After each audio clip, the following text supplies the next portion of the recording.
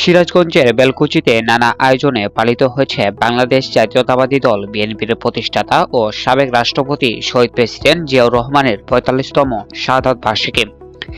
এ উপলক্ষে বেলকুচি উপজেলার শেরনগর কেন্দ্রীয় জামে মসজিদে আলোচনা সভা ও দোয়া মাহফিলের আয়োজন করা হয়। শনিবার সকালে পবিত্র কোরআন তেলাওয়াতের মধ্য দিয়ে শুরু হয় মূল অনুষ্ঠান।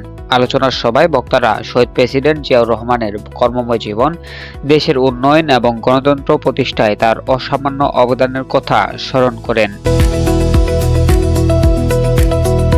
উপজেলা বিএনপির সাবেক সভাপতি হাজী জামাল উদ্দিন ভূঁইয়ার সভাপতিত্বে অনুষ্ঠানে প্রধান অতিথি হিসাবে উপস্থিত ছিলেন সিরাজগঞ্জ পাঁচ আসনের সংসদ সদস্য আমিনুল ইসলাম খান আলিম।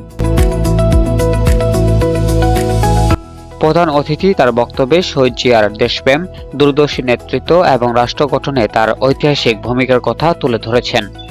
অনুষ্ঠানে বিশেষ অতিথি হিসাবে উপস্থিত ছিলেন উপজেলা বিএনপির সাবেক সাধারণ সম্পাদক হাজী আব্দুর রাজ্জাক মণ্ডল, সাবেক আহ্বায়ক নুরুল ইসলাম গোলাম, জেলা বিএনপির সদস্য গোলাম আজম এবং সাবেক সদস্য সচিব বনি আমিন।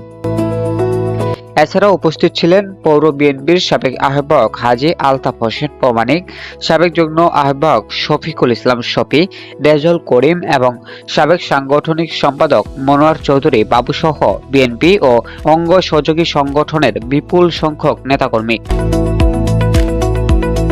আলোচনা সভা শেষে শহীদ প্রেসিডেন্ট জিয়াউর রহমানের আত্মার মাগফিরাত এবং দেশ ও জাতির কল্যাণ কামনা করে বিশেষ দোয়া ও মোনাজাত করা হয়। Shamim Reza, desk report.